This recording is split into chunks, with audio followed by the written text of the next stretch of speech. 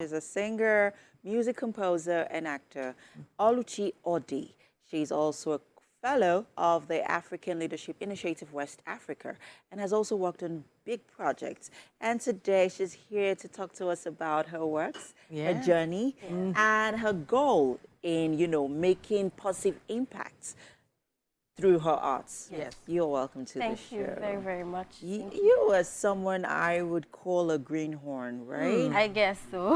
Because you do practically, you're in the music scene, you're in the movie scene, you're also an agriculturalist. Yes, actually. Yes. Wow. You want to tell us about, you have a background in animal science. Yes, I do. And then you're doing all these amazing things in the creative industry. You want to tell us how, how that came about, how that transition happened?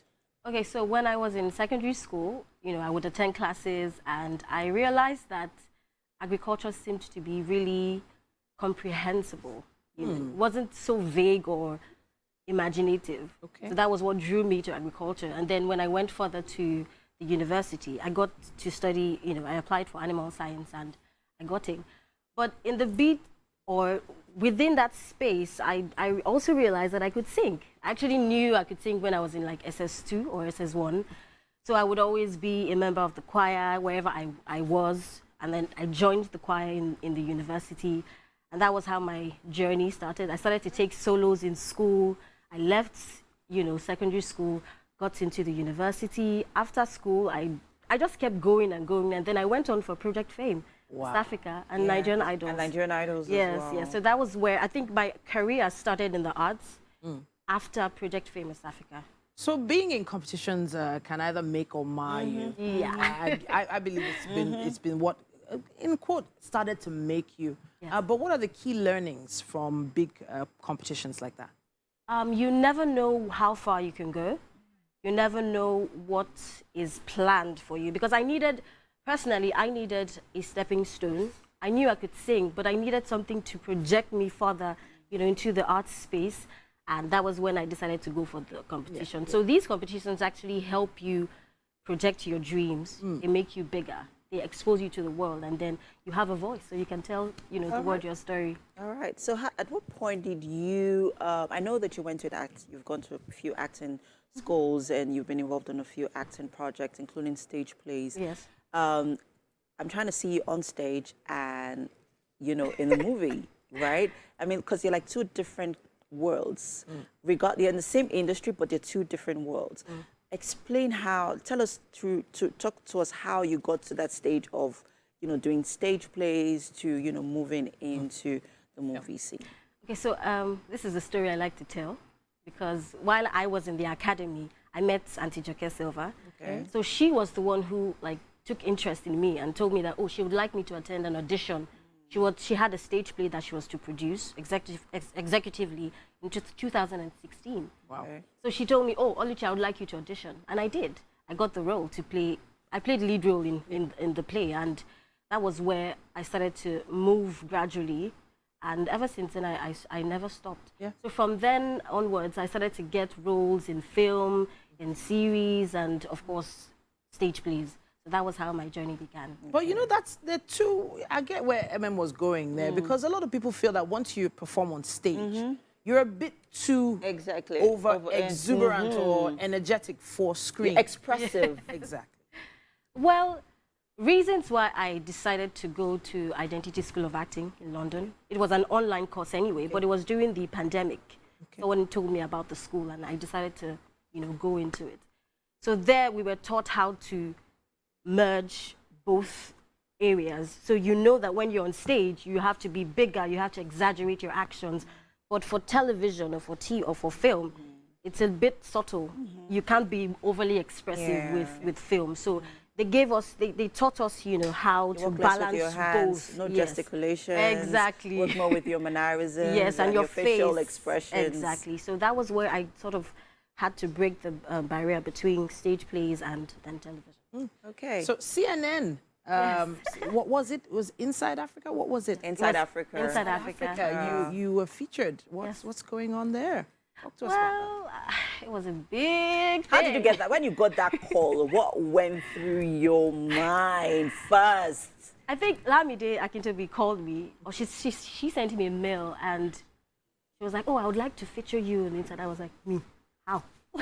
All of a sudden, you know. And Lala obviously told me that, "Oh, there's something coming up, and we would like you to tell your story." Okay. So that was when Lamide, expatiated on the whole issue. And yeah, I spoke about my life, you know, my struggles, my highlights, and it was like a dream, because I'm like, CNN is one of the biggest platforms that one can actually express their voices and their whatever they have in their minds, and it was a big deal for me. Okay, it's still like a dream.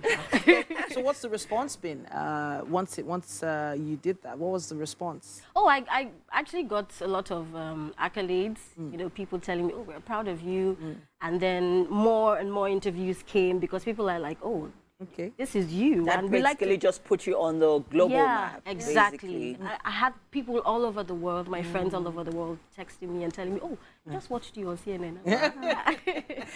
Okay, now let's talk about your feature on the animated movie series that's currently on Netflix. Yes. Right. Yeah. How did you? I mean, you were a voice in it. You played Elsie in it. Yes. Talk us through that. Being a voice actor. Yeah. I'm waiting a lot too. But because I've always had this expressive voice, I can actually speak like a child. Okay. Please go ahead. My mommy said I should come and stand here. Wow. Oh, goodness me. Yeah, so there was an audition for that, and I met Daniel Hikwari through someone. So that was how my journey in the whole thing began. And he asked me to sing. I sang my favorite song in the whole world. Oh, by The Little Mermaid. To sing it. Oh, yes. Oh my God. One of my favorite songs. So he listened and he was like, no, please, we need you in this project. And I also told him that I could compose. So I composed some of the songs in the animation, movie, yes. Yeah. And also got the opportunity to voice one of the characters, Elsie. So it was a great journey for me. I liked it. You said she was an all-rounder. You guys didn't say. So you're composing and you're also singing and performing. Now, there has to be a first love. Which one is it? Is it music or is acting? It acting? Because it takes a lot of dedication to compose music. And working with people like Stanley. Stanley's been doing voice acting and animation for the longest time. Years. For him to notice you, that is really, really solid. So talk to us. Which one is your focus? It's hard to say, because for theatre, it's a combination of the three. That's acting, singing, and dancing. And I like that because it also grounds me more as a performer. So I can stand on any stage and actually perform. But I think my first love is music. Because music actually opens the door to all of these other things that I do. Okay. So I sing. That's how I express myself, how I express my art. So it's music for me first. Okay. On that singing note, what? We would like you to sing us a song. Serenade us. So that Little Mermaid song is a favorite. Right. I know even Mazino likes that song. Oh, really? I know, yeah. So you want to give us? Okay, I'll try, even though I have a cold, but it's fine. Okay, so you have a camera right there, number 3. Camera 3, over there. That's yours. Over there. Yeah. Look at this stuff. Isn't it neat? Wouldn't you think my collection's complete? Wouldn't you think I'm the girl who has everything? Look at this stroll, treasures untold. How many wonders can one carve and hold? Looking around you, you see, sure, she's got everything. I've got gadgets and gizmos aplenty. I've got woods-its and what's-its galore. You want thingamabobs? I got 20. But who cares? No big deal. I want more. I want to be where the people are. I want to see them dancing, strolling around on those, what's that word again? Street. Up where they walk, up where they run, up where they stay all day in the sun, wandering free. Wish I could be part of that world. Oh, you have a beautiful voice. Thank you so much. Wow, that delicate voice. Girl, you can sing for days. You can sing. Thank you.